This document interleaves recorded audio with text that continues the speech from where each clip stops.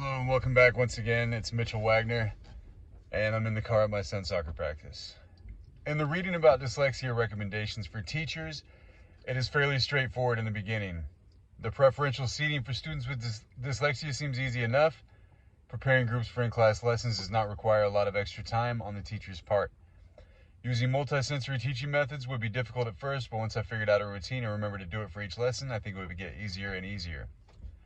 Providing students with thorough instruction is something I already do to an extent with students in the alternative school I currently work in, so that should not be a problem. Now, I'm curious as to why they suggest color coding for each subject. I wonder how that would promote success. I'm not saying it wouldn't. I'm just curious how that works. I'm also not sure if I would have access to resources that would allow me to color code everything either. I also like the idea of using checkboxes. I can see how that can be helpful, as I do something very similar. When each module is released for my college classes, I type in every assignment into a notepad document. When I complete each assignment, I erase it. Before I did this, I would have trouble remembering what I had already completed or what I still needed to complete. I may have only missed about 1 or 2 assignments since I began doing this about 2 years ago. I also know how important it is to establish routines. Whenever my routines go out the window for whatever reason, I tend to forget to do important things. Establishing a routine makes daily tasks that much easier. Choosing books that match the student's reading level seems easy enough, but you still need to find ones that they find interesting. Otherwise, reading becomes even more difficult. Teaching phonetic rules is something that might be fun. I enjoy learning about the nuances of language, and it's very exciting to talk about. Teaching reading skills by demonstrating strategies seems easy enough.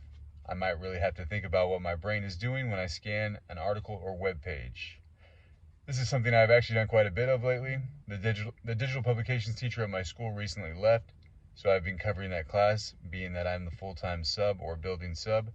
So when we do research or read articles, I connect my laptop screen to the TV and walk them through the process I use. Now, when it comes to self-monitoring, I think I've become very good at monitoring myself over the years. I have ADHD, so if the reading is not interesting to me, I will often get sidetracked.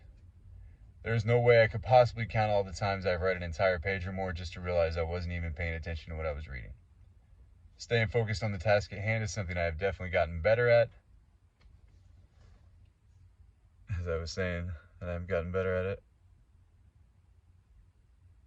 Okay, sorry. Definitely gotten better at my last few years as a college student, but I still struggle with this. Being that I am doing all the lesson planning for the next 6 weeks of digital publications, I will incorporate self-monitoring into a few lessons.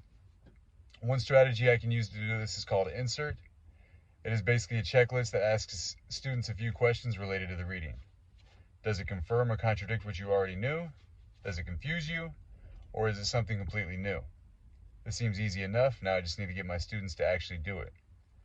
Another simple strategy is called Click or Clunk.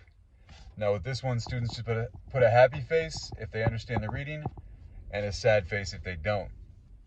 These are simple strategies, but a more complex one follows these 4 rules. Visualize. Ask yourself questions. Draw conclusions. Reread to clarify.